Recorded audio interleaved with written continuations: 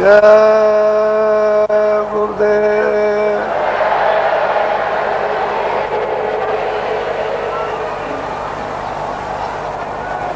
जय गुरुदेव।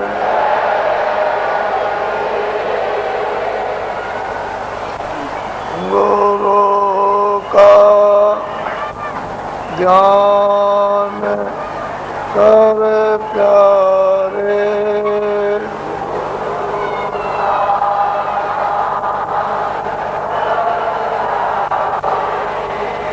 गुरु का ध्यान कर प्यारे।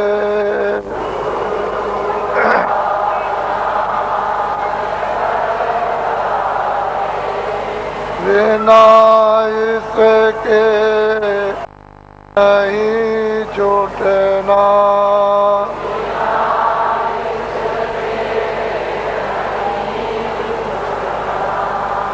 नाम के रंग में रंग जा,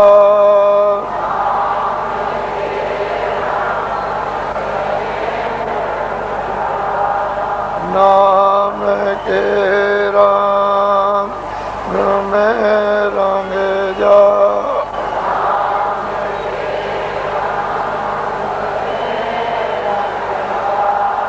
मिले तो दाम निज अपना,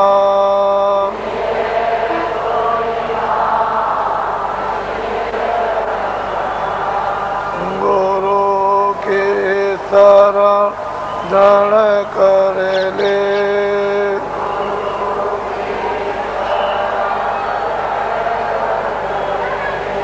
गुरु के शरण धन कर ले।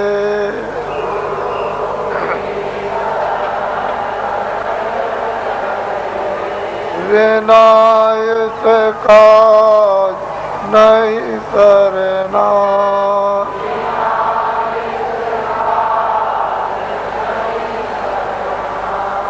लोभ और मान क्यों चाहे,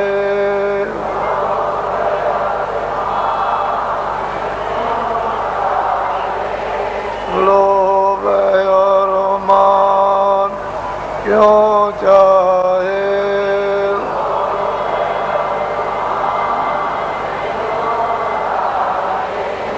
पड़ेगा फिर तुझे देना,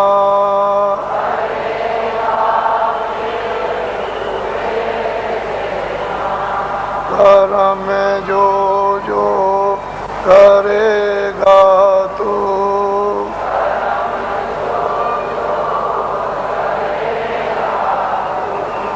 कर्म में जो जो करेगा तू,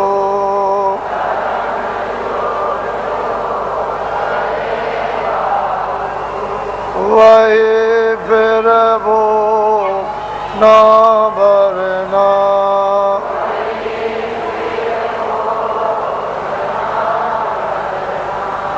जगत के जाल पे ज्यों त्यों,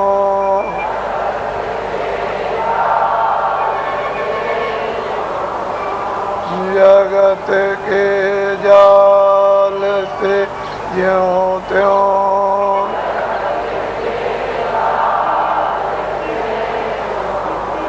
हटो मर्दान गी करना,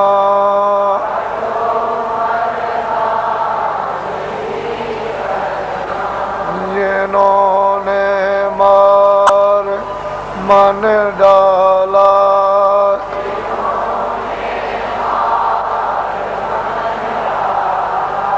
जिन्होंने मार मन डाला,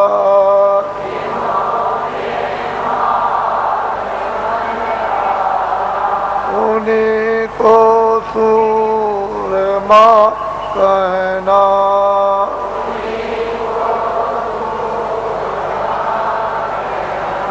बड़ा बैरी ये मन गठों में,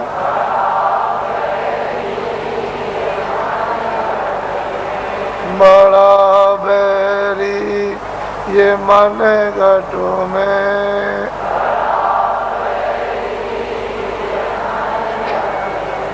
किसी का जीत ना कठिनाई,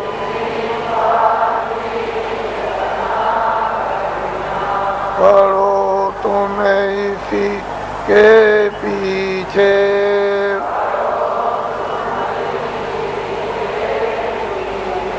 पढ़ो तुम इसी के पीछे,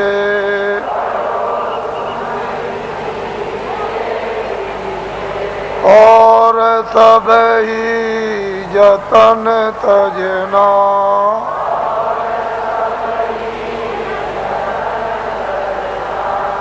गुरु का ध्यान कर प्यारे,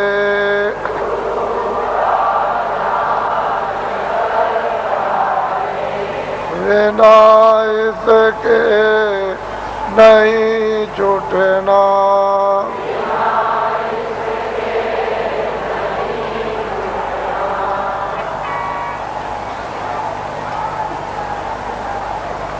जय गुरुदेव, जय गुरुदेव, जय गुरुदेव, जय गुरुदेव नाम किसका,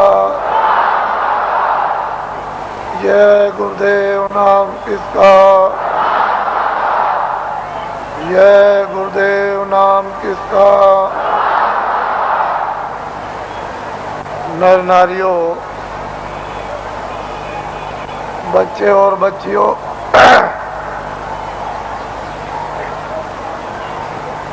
लोग अपने अपने गृहस्थ आश्रम में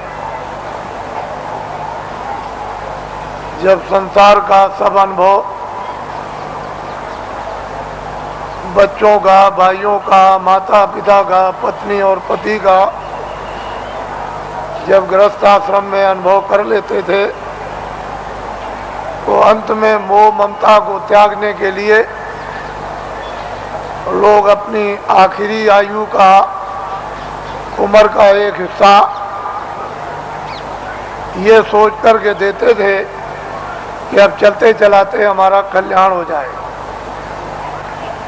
तो और तीर्थाटन घर से निकलकर भागवत या गीता कराकर और भोज कराकर देशाटन के लिए, तीर्थ यात्रा के लिए निकल पड़ते थे और ये हाथ जोड़ते थे कि हम आ गए तो आ गए, अब हमको ये समझो कि हम नहीं हैं। हमारा यदि समय पूरा हो जाए तो हम बीच में ही चले जाएंगे। इस तरह से लोग घर से निकलकर तीर्थों में, देवस्थान में, ऋषियों मुनियों महात्माओं के आश्रम में लोग आखिरी आयु में भ्रमण करते थे। ये आशा तोड़कर जाते थे कि अब हमको घर में वापस नहीं जाना, और रास्ते ही में उनका शरीर शांत हो जाता। सियार ने खाया,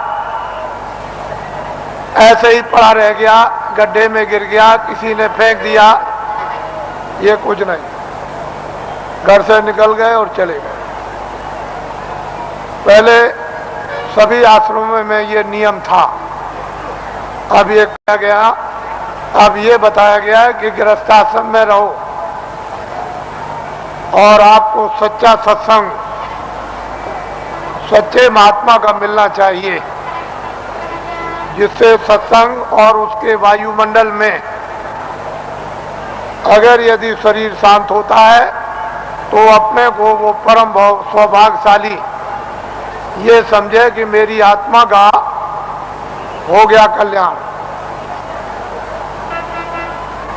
मैं जो कह रहा था कि अगले साल इसमें से कितने लोग यहाँ पर जो बैठ कर के सुन रहे हैं वो अगले साल यहाँ नहीं आ सकेंगे, उनका समय पूरा हो जाएगा। इससे ये मालूम होता है कि आपका समय साल से कम रह गया, इसलिए दोबारा फिर ये आपको अवसर नहीं मिलेगा।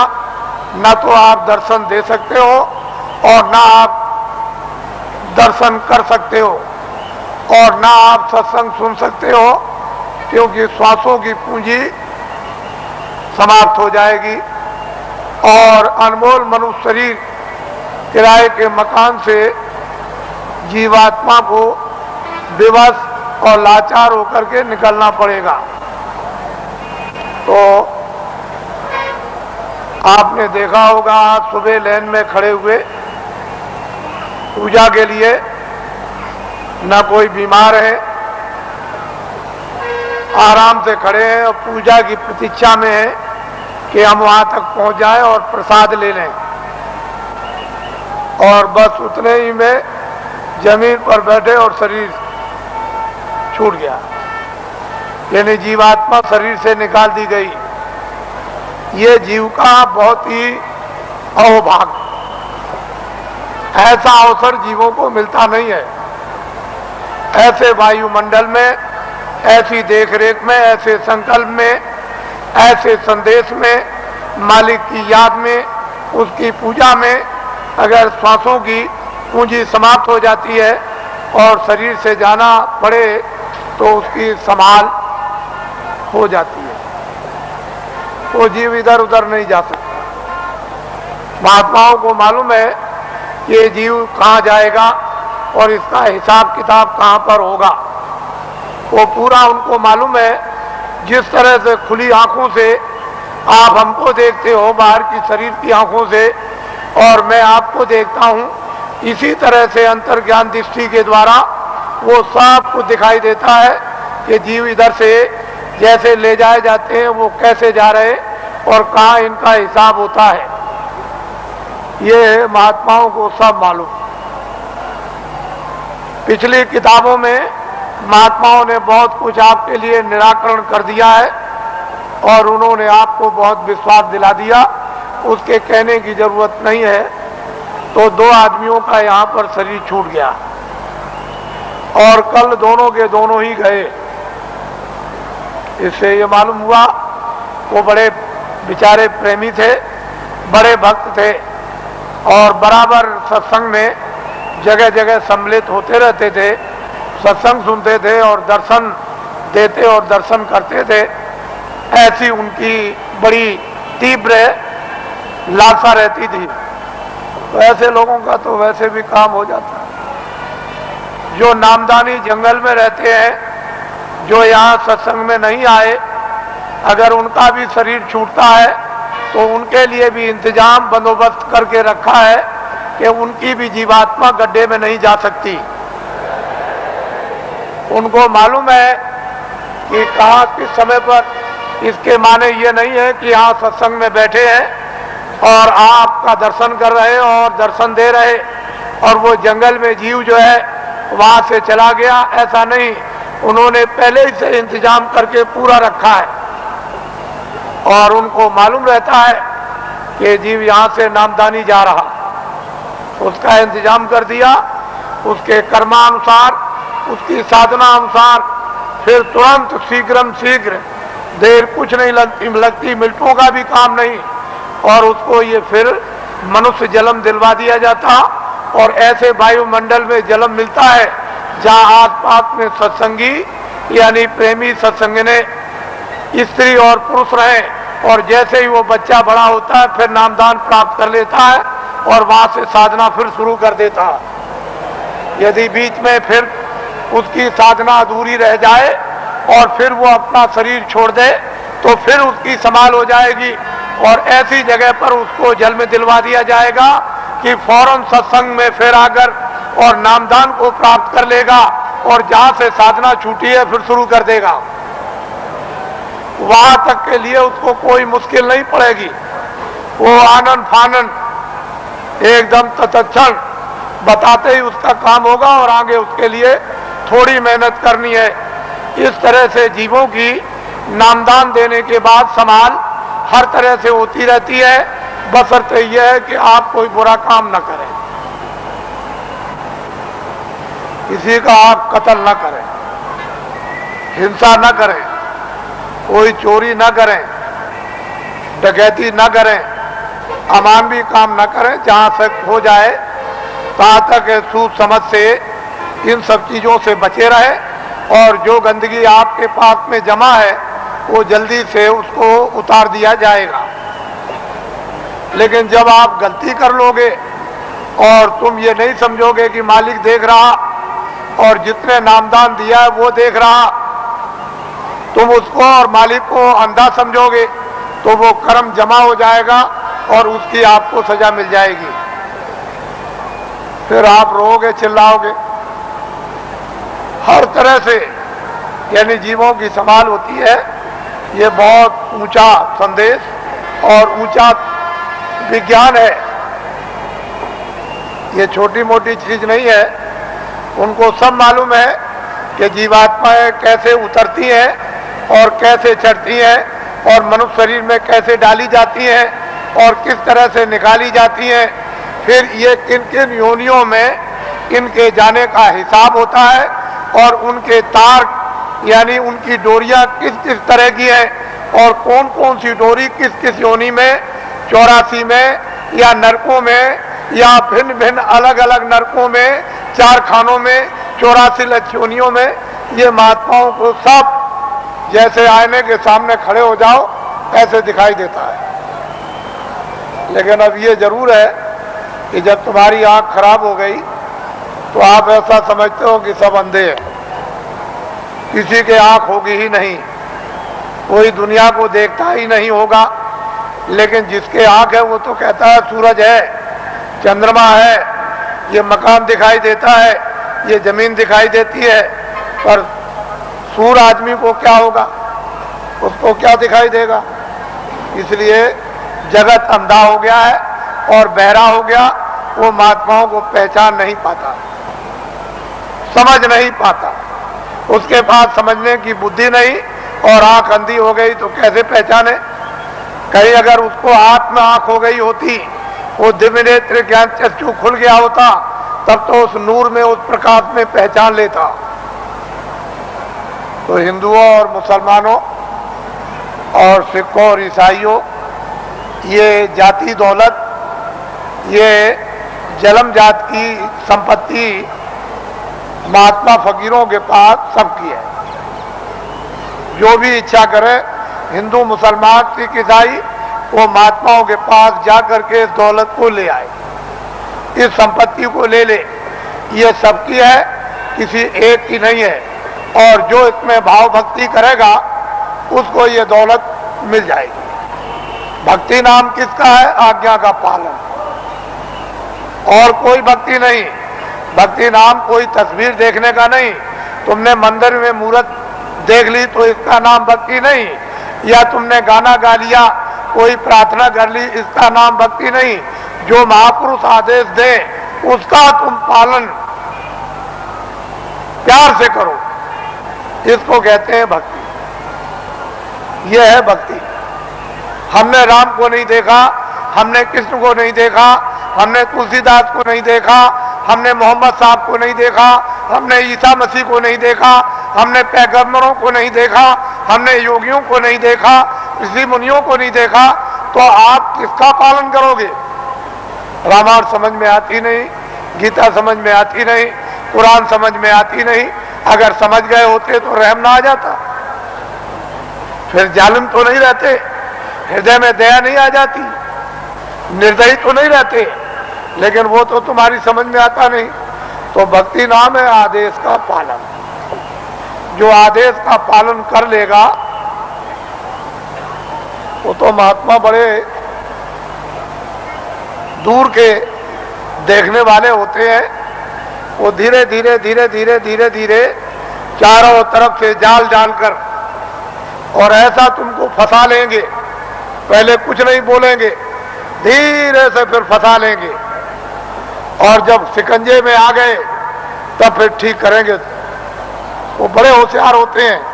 वो इस तरह से ठीक करते हैं जैसे एक भृंगी एक झींगुर को पकड़ते ही फौरन उसने मूंछ काट डाली बिल्कुल, और टांग काट दी, उसके पर को काट दिया और बिल्कुल उसको संपुट कर दिया कि अब न उड़ सकता है न चल सकता, बिल्कुल करके बराबर कर दिया उसको एकदम, और उसको पकड़ लिया और ले गया और छेद पर अंदर की तरफ सुराग में बैठा दिया और दरवाजे पर बैठ करके भृंगी बस फिर आवाज देता है 24 घंटे।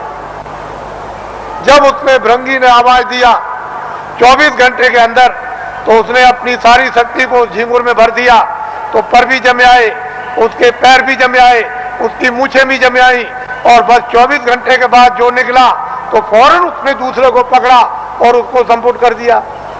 तो महात्मा बड़े होशियार होते हैं, तुमको नहीं मालूम कि वो कैसे पकड़ते हैं, आपको कुछ नहीं पता, जानते ही नहीं हो।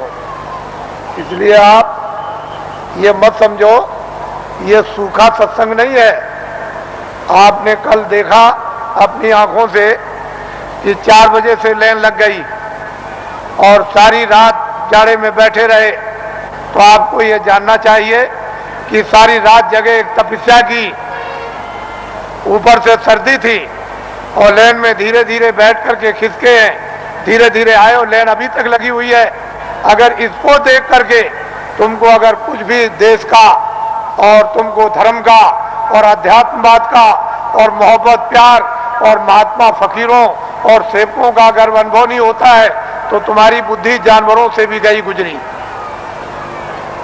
फिर तो मैं ये कहूंगा कि जानवर ही अच्छे, आदमी अच्छा नहीं। इस दृश्य को आप देखिए, इस दृश्य को वैसे मेरे पास ऐसा रास्ता है कि मैं 4 ही घंटे में इसको निपटा दूं, लेकिन मैं ये दिखाना चाहता हूं कि देवियां कैसी बैठी हैं, कतार लगाकर, पुरुष कैसे बैठे कतार लगाकर क्या इंतजारी कर रहे हैं और इस ठंडी में किस तरह से तपस्या कर रहे बैठे हुए हैं, ये आपको दिखाना चाहते हैं। ये महात्माओं का गोपनीय राज है। ये राज और रहस्य कुछ दिनों के बाद आपकी समझ में आएगा, अभी तो नहीं आ सकता। इसमें अगर आध्यात्मिकता का कहीं मसाला ना होता, सच्चा और सत्य, तब तो आप बहुत दूर चले गए होते। ये तो असली चीज है और वही सबको घूम फिर करके उसी जगह पर आ जाना, आएंगे वही। वो रास्ता एक दिया जा रहा, अभी रास्ता और रास्तों के स्रोत अभी खोल दिए जाते हैं, तो चारों तरफ गली कूचे से और फौरन पगडंडी और सड़कों पर आकर और फौरन आ जाएंगे बिल्कुल। फिर आप देखिएगा इस दृश्य को, तो आप ऐसा मत समझो वो कहते तो कुछ नहीं है। अगर कह दें कि तुम ये हो, तुमने सुबह इसको मारा, शाम को इसको मारा, इसकी चोरी की, इसकी डकैती की, इसका बुरा किया, इसका ये किया, तो 2 मिनट नहीं ठहरोगे। फिर तो 2 मिनट नहीं ठहर सकते हो, भाग के चले जाओगे, करे यहाँ तो सब कुछ खुल गया, यहाँ तो कुछ नहीं है।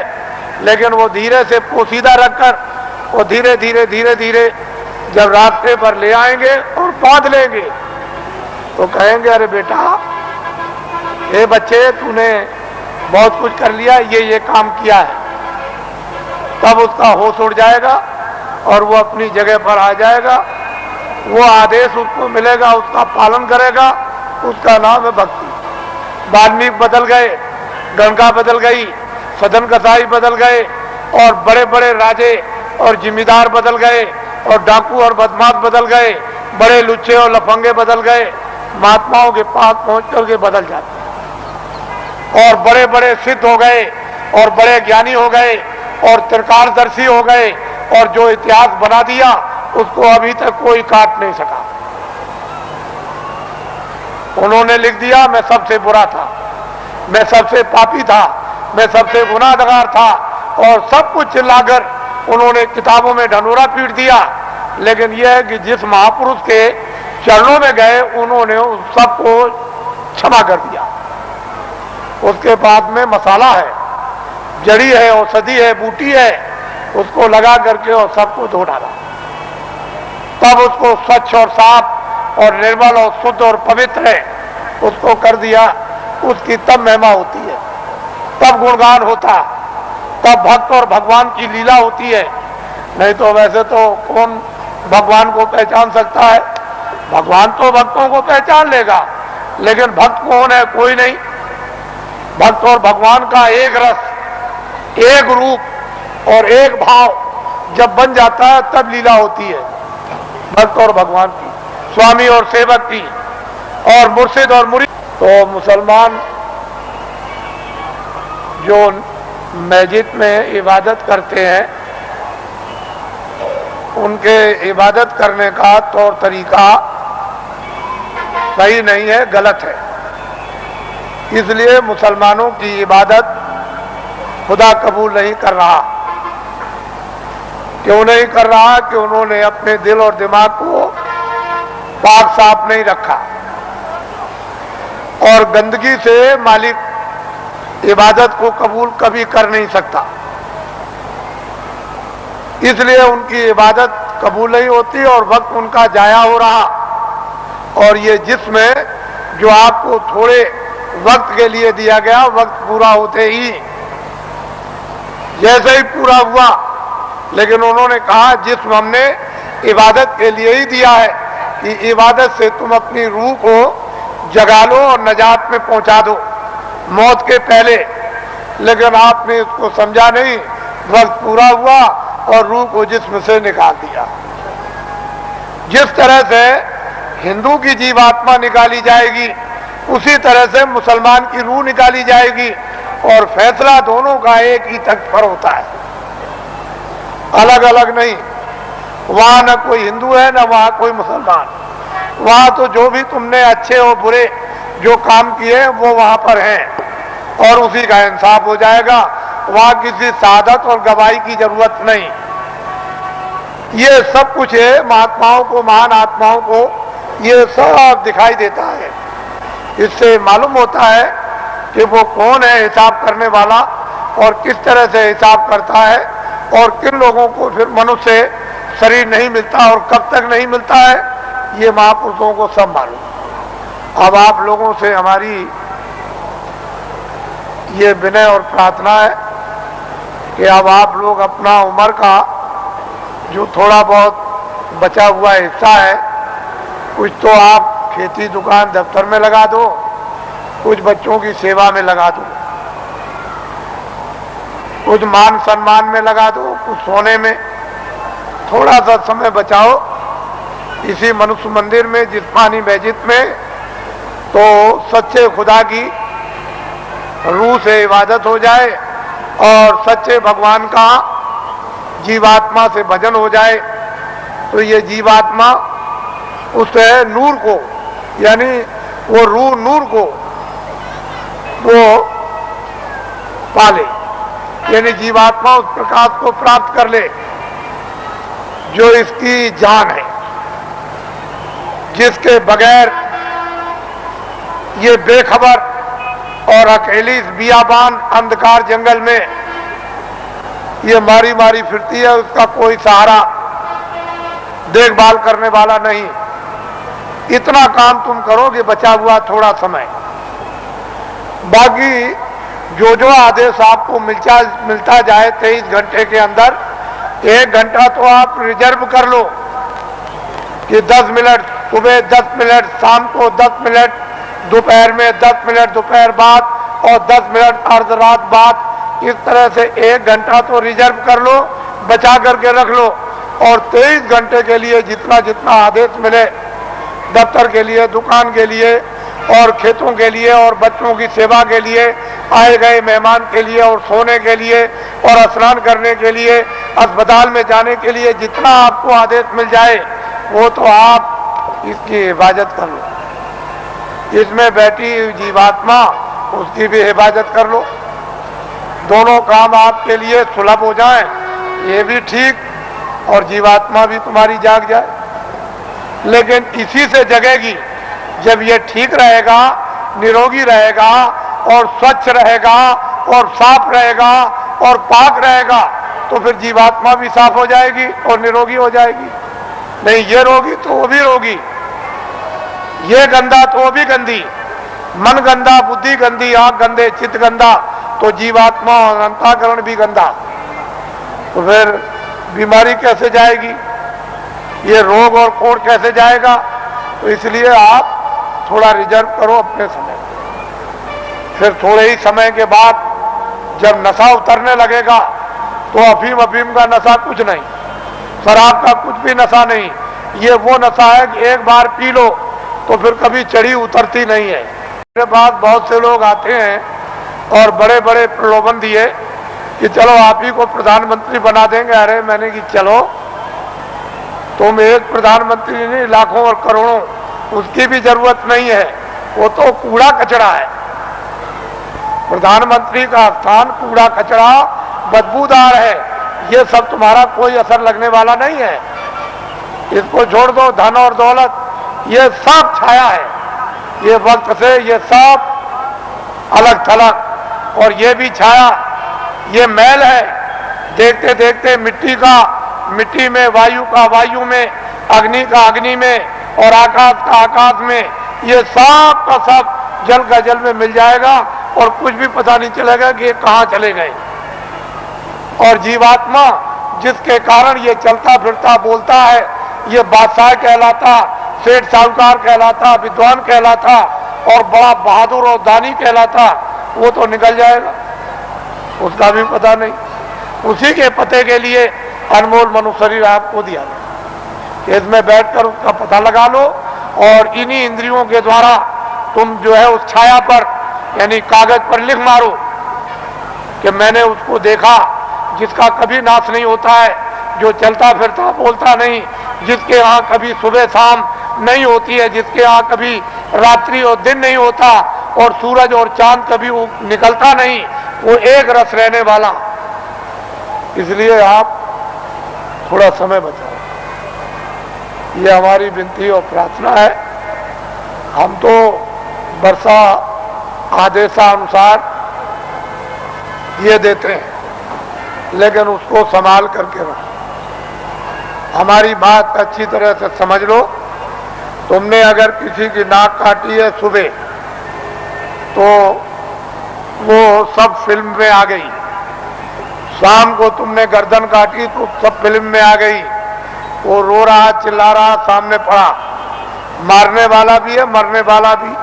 किसी की टांग काट दी, हाथ काट दिया, रात को चोरी या दिन को की, दिन को डकैती या रात को, या आपने और कोई अमानवी काम, ये सब फिल्म में, फाइल में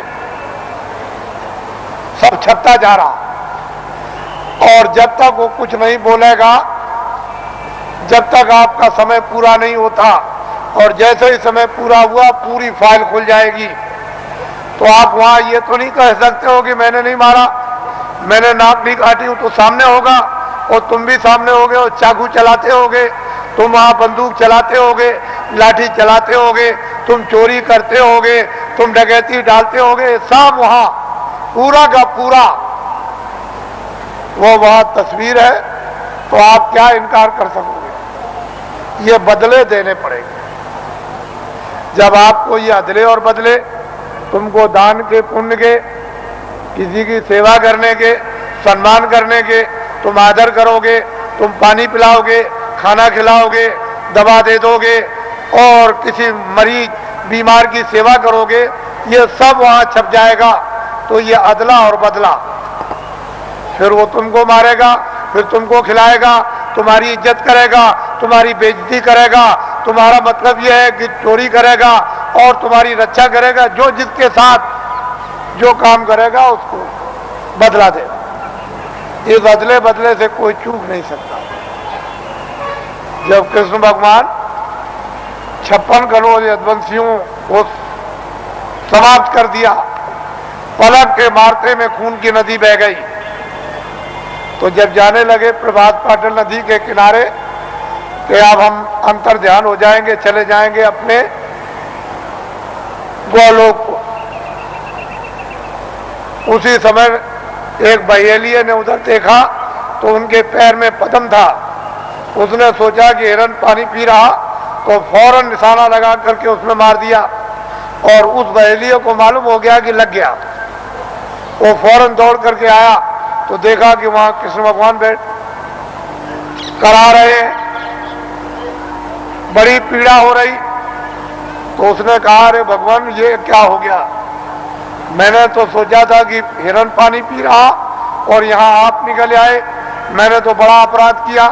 कह लगे, भाई तुमने कुछ नहीं किया, मैंने रामा अवतार में पेड़ की ओट में होकर के हमने बाली को मारा था और बाली बहेलिया बना, तो फिर वो द्वापर में कृष्णा अवतार में उसने अपना बदला ले लिया।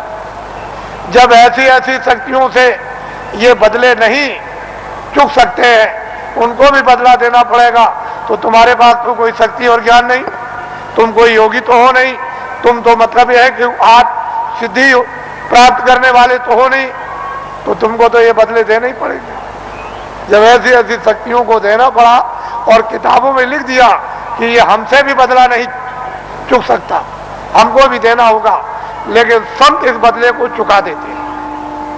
उनके पास बदले के चुकाने का मसाला है, योगियों के पास नहीं है, सिद्धों के पास नहीं, ज्ञानियों के पास नहीं, तत्वदर्शियों के पास नहीं, संतों के पास में इसका मसाला है, इसको चुकाने का, और किसी के पास नहीं। तो आपको तो ये भेद मालूम है नहीं, फिर आपने तो कृष्ण को देखा नहीं कि आप जल्दी से कहोगे कि नहीं हम भी हैं। फिर जब आपने देखा नहीं तो पूजा किसकी कर रहे हो? अरे किताब में लिखा है कि तुम जाओ, अगर मुझको पाना चाहते हो, मेरा दर्शन करना चाहते हो, मेरे लोक में आना चाहते हो, तो जो मुझको पा चुके हैं तत्वदर्शी, जिन्होंने अपनी जीवात्मा को जगाकर और ज्ञान चक्षु द्वारा जिन्होंने मेरा साक्षात्कार किया है, तुम उनके पास चले जाओ, वो मेरा भेद बताएंगे और उनकी कृपा और मदद और सहायता से तब मेरे लोक में तुम आओगे।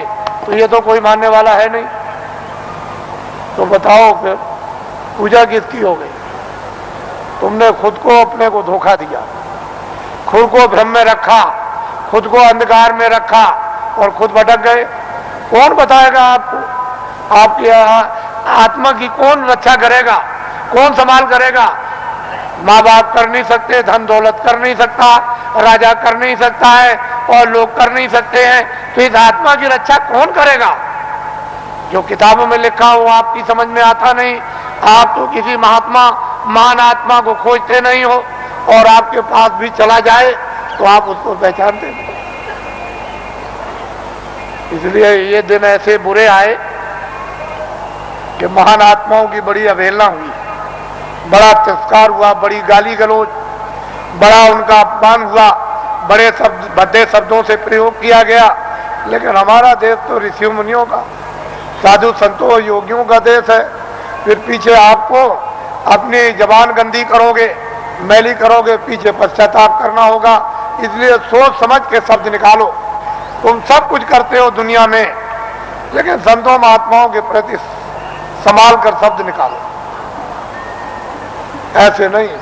तो इसलिए वो मनुष्य है जो अपनी जबान को संभाल करके रखते हैं और धीरज रखकर विवेक से काम लेते हैं, बुद्धि का उपयोग करते हैं। लेकिन बुद्धि ही नष्ट हो गई हो और बुद्धि पर पागलपन का असर आ गया हो, जहर फैल गया हो, तो बुद्धि बेचारी क्या करेगी? वो क्या समझेगी? भूत का, भविष्य का, वर्तमान का, योगियों का, महात्माओं का, आत्माओं का, ज्ञान का, विज्ञान का, उसकी समझ में क्या आएगा? तो इसलिए समुद्र भरा है आपके मनुष्य मंदिर में, और महात्मा ये सब कर्मों को चुका देते हैं।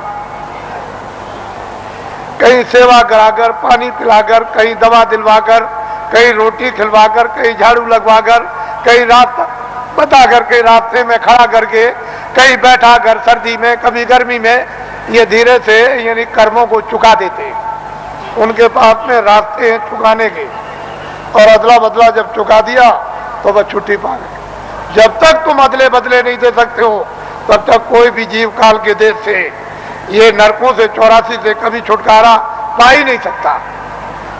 तो महात्माओं के यहाँ भाग भाग के रास्ते चुकाने के हैं, वो जरा से काम से चुका देते। उसको भी बुला लिया, उसको भी बुला लिया, मद्रास से भी बुला लिया, हिमाचल से भी बुला लिया, जंगल से भी बुला लिया, शहर से भी बुला लिया, हिंदू को भी बुला लिया, मुसलमान को और सिख को भी बुला लिया, और गरीब को भी बुला लिया और अमीर को भी बुला लिया और बुला करके बस एक दूसरे की सेवा करा देते हैं, सेवा दिलवा देते हैं और कर्मों को चुका देते हैं कि भाई अब कर्म चुक गया। तुमने नहीं सुना कि सेठ साहूकार जब कर्जा बांटते हैं और कर्जदार जब देने के लायक नहीं होता तो अंत में सेठ साहूकार कहते हैं अच्छा जो तू दे सकता है मूल दे दे।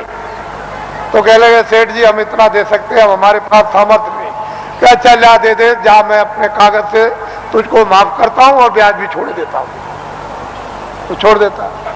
तो ये ब्याज और कर्म कर्जा ये पहाड़ों की तरह से लदा हुआ है, ये बिना संतों के कोई माफ नहीं करेगा। इसको हमेशा इस बात के लिए जब थोड़े दिनों के बाद जब ये विद्या प्राप्त होगी लोगों को तो स्वयं लोगों को अनुभव होने लगता है कि कर्म कर्जा बिना संतों के मैं ब्याज के ये चुक नहीं सकता। आप इसको जानते ही, मालूम है आपको, लेकिन बहुत सुलभ है, बहुत सरल है, बहुत सहज है। तो इसलिए ये स्थान है जो आपको कल और परसों बताए गए। इन स्थानों पर ईश्वर और ब्रह्म और पार ब्रह्म और महाकाल पुरुष बैठे हुए हैं। इन्होंने अपने देवी और देवताओं को अपने मतलब ये कारगुजार बड़े बड़े पदाधिकारियों को अपने अपने लोक में इन्होंने स्थापित कर रखा है और वो सब काम करते रहते हैं। जैसे ब्रह्मा विष्णु महादेव और पार्वती लक्ष्मी और सावित्री, और इन्होंने अपने अपने और लोगों को काम दे दिया और आद्या महाशक्ति ने इनको काम दे दिया और निरंजन भगवान ने एक आद्या महाशक्ति का लोक बनाया जिसमें इतना बड़ा लोक है कि मृत लोक से ज्यादा बड़ा स्वर्ग और स्वर्ग से ज्यादा बड़ा बैकुंठ और बैकुंठ से बहुत बड़ा शक्ति लोक। उस शक्ति लोक में स्त्रियां राज करती हैं। पुरुष स्वरूप का यानी पुरुष रूप का और पुरुष की शकल का नाम और निशान नहीं है। वह सारी की सारी स्त्रियों का राज उस मंडल में उसको कौन पार कर सकता है, किसकी सामर्थ्य है। उसके बाद निरंजन भगवान का जो धाम है वो तो मतलब है कितना बड़ा, तो कितना बड़ा। उसके ऊपर फिर माया का देश है, वहां माया ही माया है, वहां पुरुष का कहीं भी नाम निशान उस बड़े इतने बड़े जितने जितने माया के लोग हैं उसमें कहीं भी कोई पुरुष नहीं दिखाई देता। और फिर ब्रह्मधाम, आपको तो ये राज मालूम है नहीं। तो इसकी साधना दोनों आंखों के पीछे जो जीवात्मा बैठी है और ऊपर से आवाज आ रही है लेकिन कान तुम्हारे बंद हो गए और तुम जुग जुग से यानी कितने कल्प बीत गए जब से आए तब से सो गए। कोई तुमको महापुरुष, कोई योगी, कोई सिद्ध पुरुष तुमको जगाने के लिए मनुष्य मंदिर में मिला नहीं कि तुम्हारी जीवात्मा को घाट पर बैठाल के जगा दे। अब ये वक्त और समय आ रहा, हम उस तरह का सब माहौल तैयार किए देते हैं। जब सब चीज तैयार हो जाएगी, खरपतवार जब तैयार हो जाएगा और वो गीला ना हो, सूख जाएगा, तो बस ऐसे माचिस लगाई तो वो 11 रुपये जब माचिस लगेगी तो भट पेट्रोल की तरह से भट आग लग जाएगी। तो जल भून करके तुम्हारे सब पाप भस्म। इसको कहते हैं 11 रुपये अग्नि। ये जब प्रज्वलित होगी तब देखिए आप क्या होता है। तो हम तो ये वो दिन आपको बताना चाहते हैं कि स्त्रियां भी और पुरुष भी यहीं से बैठकर दिन में काम करेंगे और रोज स्वर्ग में जाएंगे, बैकुंठ में जाएंगे, उधर देवी देवताओं का दर्शन करेंगे और वहां ब्रह्मा विष्णु महादेव उनका भी दर्शन करेंगे और उसके ऊपर भी जाएंगे और रोज लौट करके चले आएंगे और खेती भी करेंगे, दुकान और दफ्तर का भी काम करेंगे और शाम को बच्चों की सेवा और बैठ जाएंगे और फिर निकल जाएंगे। बड़े ध्यान से आप सुनिए, ये आसक्त रहित ये परिवार होगा जैसे राजा जनक थे। उनको राजकाज आदेश का पालन करना था, उसको कोई मोह ममता नहीं थी, निर्लेप थे, जिसको कहते हैं विधेय। कोई आसक्ति ना हो उनको, उसको विधेय। उनकी जीवात्मा जाग गई। हम उस चीज की आपको तैयारी करके धीरे धीरे उसी तरफ जा रहे हैं। ये तैयारी हो जाए और इतनी प्यास लगेगी कि तुमसे उस समय यह कहा जाएगा कि तुम लोग प्रधानमंत्री बन जाओ, तुम मुख्यमंत्री बन जाओ, ले तुम राजा बन जाओ और तुम ये बन जाओ, तो तुम फौरन फेंकोगे कि हमको नहीं बनना की जरूरत, हमको नहीं, हमसे ये काम नहीं हो सकता। अरे भाई वो चीज तो कुछ और है। तुम यहां मरे जा रहे हो वैसे ही बेमतलब। अरे महात्माओं के पास आकर के कुछ काम करो तो कुछ काम भी हो जाए, महात्माओं के आदेश का पालन करो, दुनिया सब समझ में आ जाए, गृहस्थ आश्रम भी, समाज भी और देश भी समझ में आ जाए और तुम सब लोग निर्लेप रहो और शरीर का, परिवार का, सब तरह का क्षणिक सुख भी ले लो और आत्मा को जगा करके सच्चा आनंद प्राप्त कर लो। असली काम क्यों नहीं, नकली में फंसे फंसे फंसे फंसे। और ये जो नशे चढ़ा रखे आपने, एक नशा, कितने नशे तुमने चढ़ा रखे, और नशों को जो आपने चढ़ा रखा तो किस तरह से तुम बदहोश हो, होश ही नहीं, कुछ होश नहीं है। तो इसलिए आप थोड़ा सा समझ से काम लो, बुद्धि से, और जाग करके संदेश सुनो, सो करके मत सुनो। वही मनुष्य है जो जाग करके सुनता और फिर वो अमल करता है। जैसे वस्त्र पहन लिया तो ठंडी दूर हो जाएगी, गर्मी दूर हो जाएगी, बरसात की हवा नहीं लगेगी, लेकिन जब तुम उस वस्त्र का अमल ही नहीं करोगे, वस्त्र पहनोगे नहीं, शील, क्षमा, संतोष, विनय, विवेक, ये एक वस्त्र है जो पहन लिया जाता है, तो काम, क्रोध, लोभ, मोह, अहंकार पता नहीं किधर चले गए। अभी आपने इसका वस्त्र पहना तो आपको क्या मालूम होगा कि वस्त्र, कपड़ा कैसा होता है। तो आप लोग आज, क्योंकि बहुत से लोग सुबह भी आ गए, रात को भी, नामदान तो कल हुआ था, ये नामदान सर्वोपरि दान है। इसको ऐसा मत समझिए, वक्त और समय आएगा तो लोग बहुत भटकेंगे इसके लिए। जो आज इसकी अवहेलना, तिरस्कार करेगा, उसको 200-200 मील, 400-400 मील, 500-500 मील दौड़ करके जाना पड़ेगा। ये अभी से मेरी बातों को याद रखिए। ये नामदान सर्वोपरि दान है और ये आत्मा के धन का दान है, आत्मा के ज्ञान का, आत्मा की सिद्धि का और आत्मा की शक्ति का और आत्मा के अमृत का ये सच्चा दान है। ये बाहर का वो छाया का दान नहीं है। इसलिए वो मंत्र नहीं है जो गुरु मंत्र, ये गुरु दीक्षा नहीं है, ये आत्म मंत्र है, आत्म दीक्षा है। इसलिए इसको नामदान कहते हैं। आप लोग इसको सम्मान से ले लो और ये सबके काम आएगा। हिंदू, मुसलमान, सिख, ईसाइयों के, छोटे बड़े, बच्चे और बच्चियों के, ये अमूलक वस्तु है। ये हीरे जवाहरात से नहीं मिलेगी, चाहे जितना भी दुनिया में बांटो। जब उस प्रभु की कृपा हो जाएगी उन महात्माओं पर, तभी वर्षा होगी। इसके पहले कुछ छेड़ने वाला नहीं, पत्ता नहीं हिलेगा। लेकिन जो दया उनकी हो गई कि इन आत्माओं को अवसर दे दो, इनको मौका दे दो, इन पर वर्षा कर दो और ये बीज डाल दो, जब वो ऋतु और समय आएगा तो जम जाएगा। महात्मा फकीरों की मेहनत व्यर्थ नहीं जाती। तो मैं आदेश का पालन कर रहा हूं और ये सर्वोपरि आत्मदान आपको दे रहा हूं, उसको आप सम्मान से ले लो।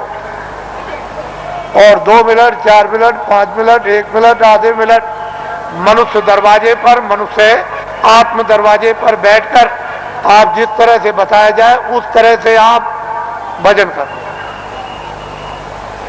यहीं पर अगर दरवाजे पर बैठ करके आपने भजन कर लिया तो रिद्धियों सिद्धियों का सबका भंडार उदय हो जाएगा।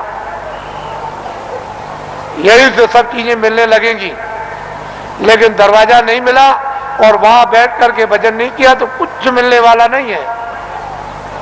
वैसे ही खाली आए हो, अज्ञान में आए और अंधकार में आए, रोते हुए आए। जब जाने का समय होगा तो ज्ञान रखवा लेगा, देखना रखवा लेगा, सुनना और बोलना रखवा लेगा, और एक पीछे से ठोकर मारकर रवाना कर देगा। इसलिए आप लोग संभल करके रहो। हम तो कोई जय गुरुदेव है नहीं, इस किराए के मकान का नाम आपका ही रखा हुआ, जो रखवाया होगा उस समय के पंडितों से, यह नाम तुलसीदास है।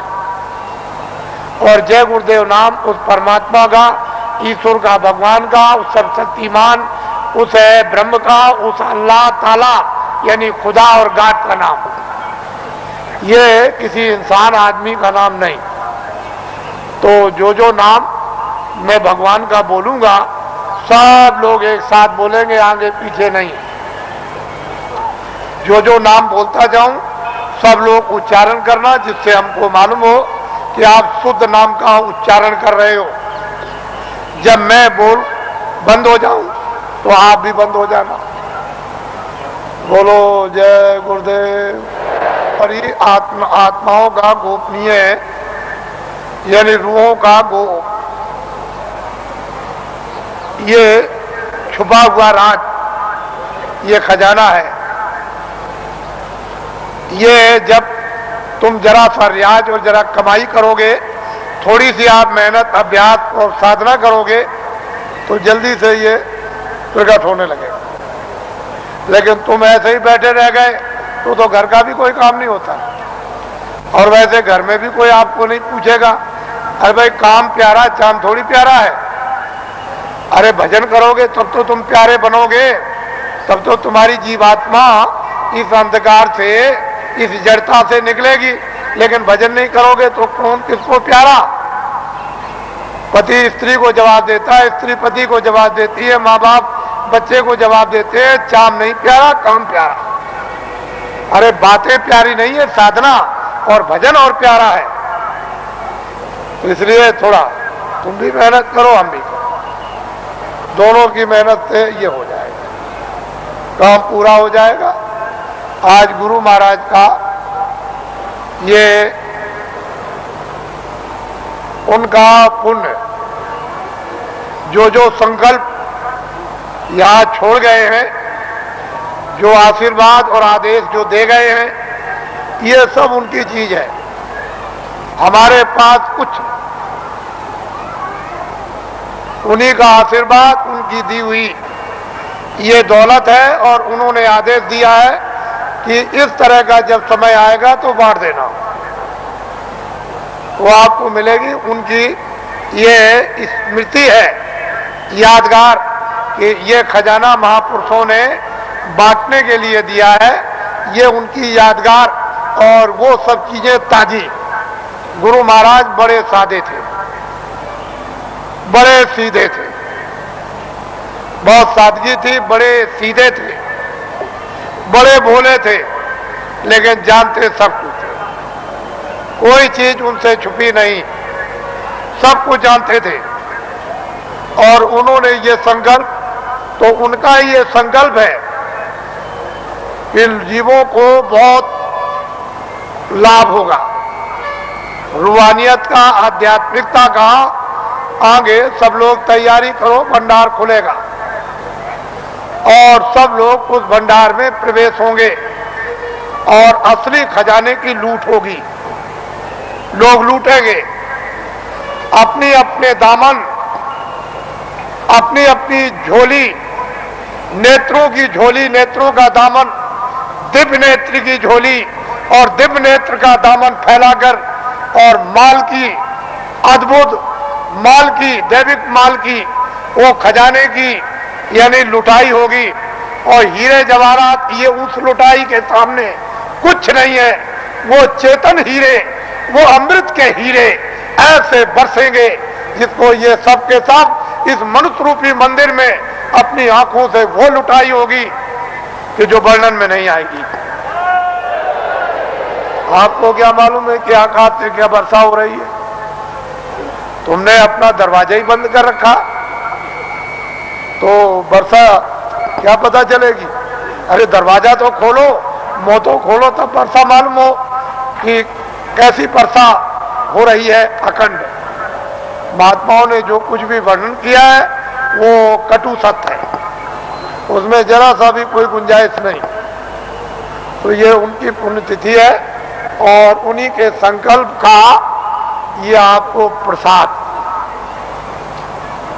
वो तो देने का एक आधार तो चाहिए, तो कोई आधार आपको, जो आधार है वो आपको दिया जाता है कि इसको आप संभाल करके ले जाएंगे। हो सकता है कि साल भर आपको अवसर न मिले, तो इसको आप प्रसाद को संभाल करके रखेंगे और जरूरत पड़ने पर आप इससे काम लेंगे। अपनी व्याधियों में, परेशानियों में कभी कभी ऐसा भी होता है कि हे मालिक, हमको कुछ नहीं चाहिए, जितने दुख हमारे कर्मों के हों वो जल्दी से जल्दी हमको दे दीजिए, लेकिन प्रार्थना यह है कि बर्दाश्त जरूर दीजिएगा, पर हमको आत्मधन लुटा दीजिए।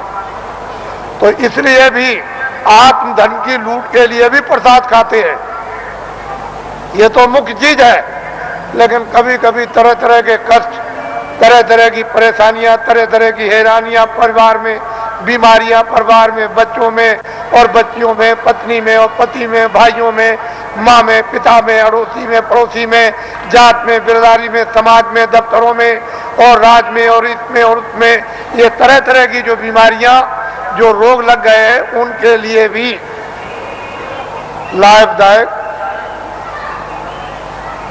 लेकिन यह है कि अनुचित उपयोग करोगे तो लाभ नहीं होगा, उचित उपयोग करोगे तो लाभ हो जाएगा।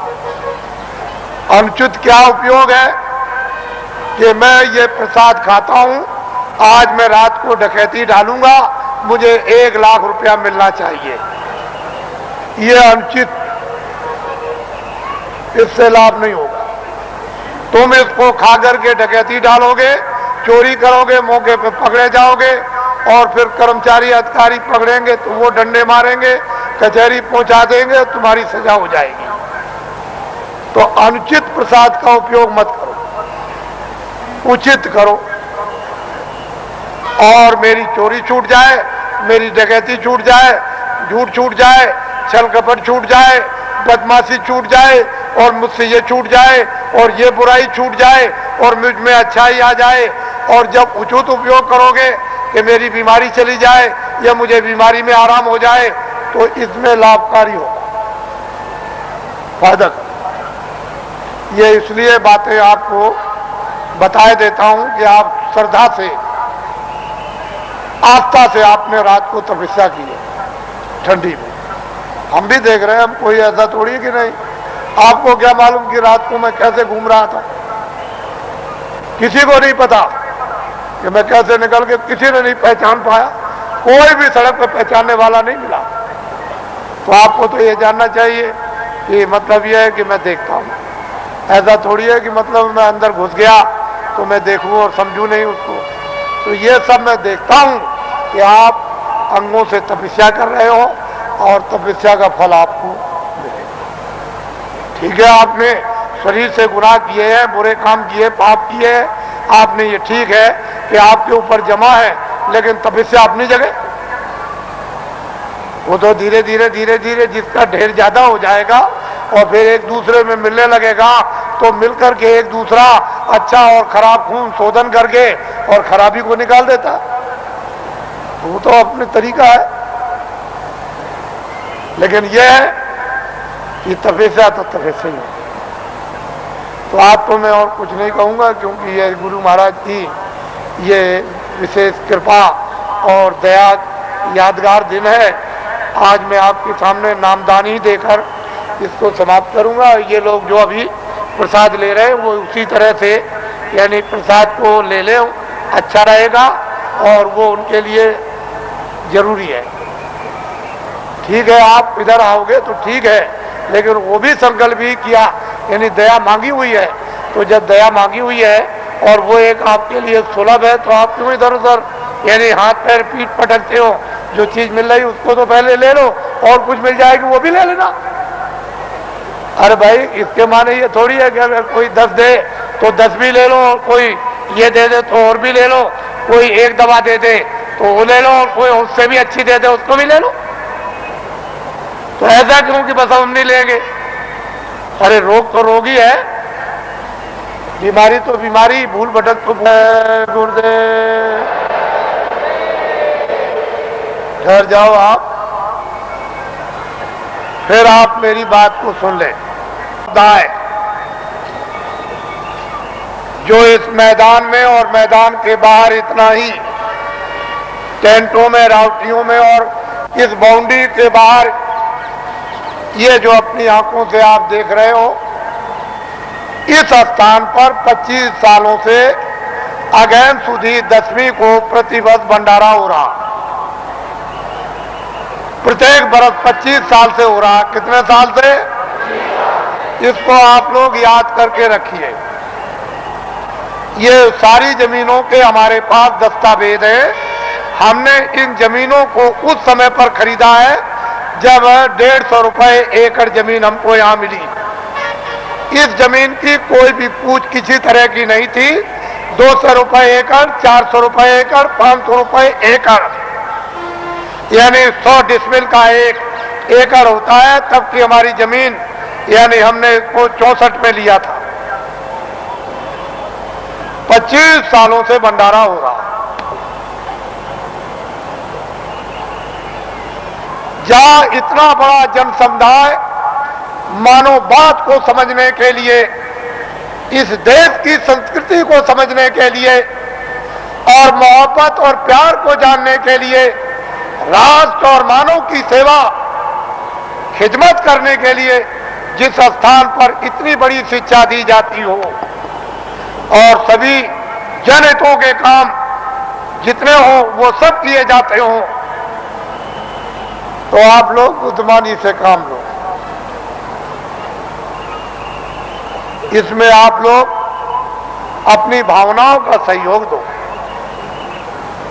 कि जनहितों के काम लोक परलोक के और भी अच्छे हों। जब आपकी भावनाओं का सहयोग मिलेगा तो मालिक की आप पर भी दया होगी और मालिक की दया का शक्तिपात आप पर भी होगा और बुद्धि जगेगी तो आपको जस मिलेगा, आपकी कीर्ति होगी। और आपको क्या चाहिए? किसी को देश में सात्विक जस, उसकी कीर्ति हो, इससे इस लोक में और कौन सा सौभाग्य प्राप्त होगा? लेकिन 25 सालों से हो रहा। एक स्थान पर मथुरा वृंदावन में किसी भी आश्रम में इतना आदमी नहीं आता। आप देख रहे हो कल नगर दर्शन फेरी, आप सब लोग सभी प्रांतों से आए हुए नगर दर्शन फेरी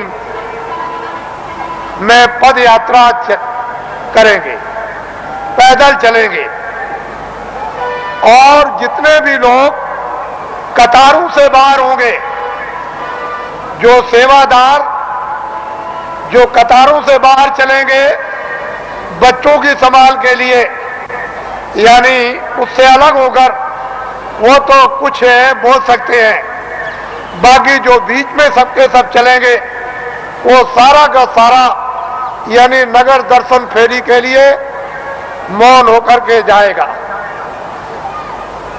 मौन बोलेगा नहीं।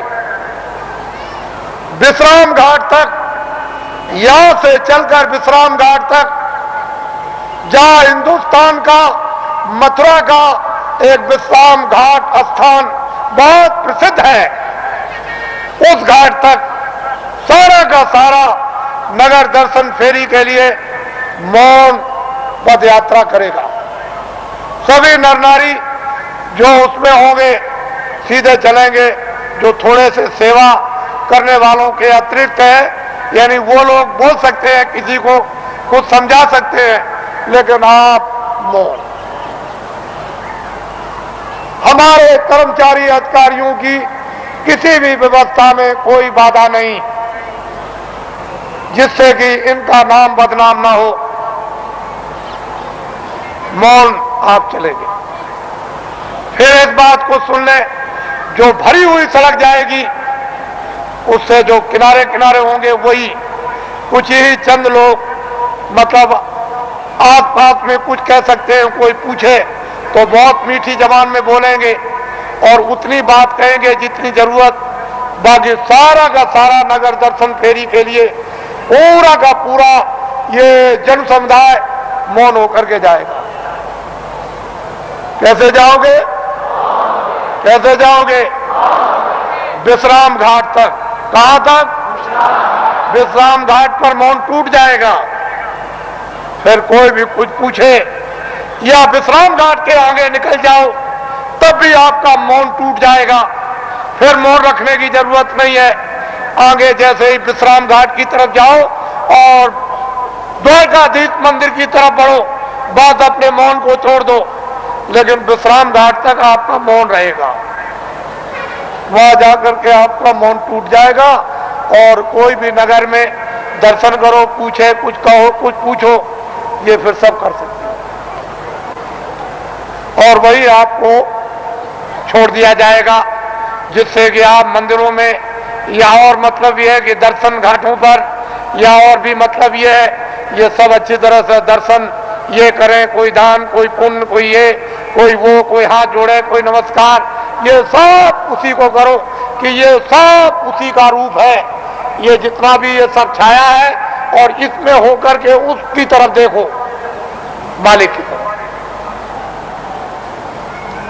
सुबह घंटी बजेगी और ये माइक बोलेगा, आप लोग जल्दी जल्दी तैयार होंगे और 6 बजे बड़ा समुदाय बाहर सड़क पर आ जाएगा और फिर यहाँ जैसे ही सूरज निकलने को हुआ प्रकाश, बस यहाँ से चल देगा, आगे आगे चलेंगे और उसके पीछे सब लोग जाएंगे और हम अपने जो भी हमारे विद्वान हैं, पंडित, पुजारी, ब्राह्मण, वो सब आ जाएं और यहाँ से हमारे साथ चलें। जैसे कि आप ही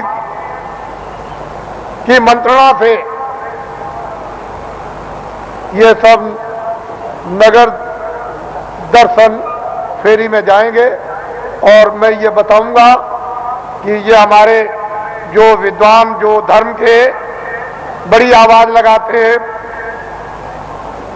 पंडा महाराज जी, ये हमको लिए जा रहे हैं, हम सब लोगों को ये हम बताएंगे वहां, आपको घबराने की क्या बात है।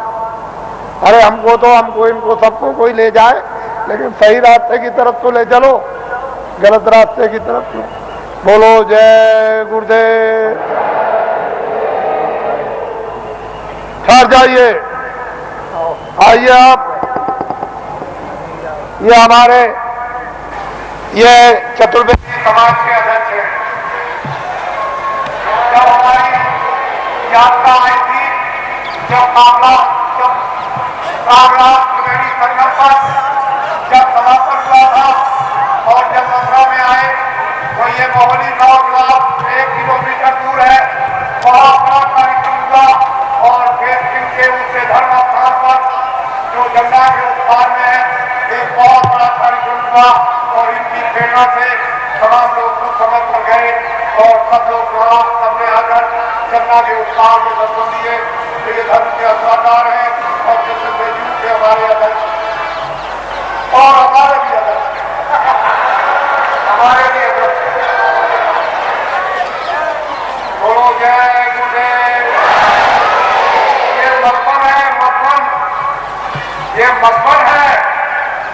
84 कोस की यात्रा यहीं से होती है और यहाँ पे जो यात्रा नहीं करेगा उसकी यात्रा कभी पूरी 84 कोस की मानी नहीं जाती है। ये मधुबन है जहाँ आप प्रार्थना हो। ये छोटी चीज नहीं, कल सुबह प्रातः काल आ जाएंगे और आगे आगे आप करेंगे, लेकिन ग्रुपों में आप अलग अलग रहे ताकि आगे भी आप रहे और बीच में हमारे साथ और पीछे भी रहे, जिससे कि मतलब ये मालूम हो कि हम सब आगे पीछे आपके साथ चल रहे हैं। बोलो जय गुरुदेव। और वहां तो हरिदेव वो तो गंगा मैया है, अरे ब्रह्म गंगा है, वो गंगोत्री थे, अरे उधर चल रही है उत्तर की तरफ से, लेकिन पूर्वों से नहीं। जब वो धारा आई और महात्माओं ने तपस्या की है तो ब्रह्म लोक से उतारी और मां उन्होंने दूध डाल दी वो जंजाल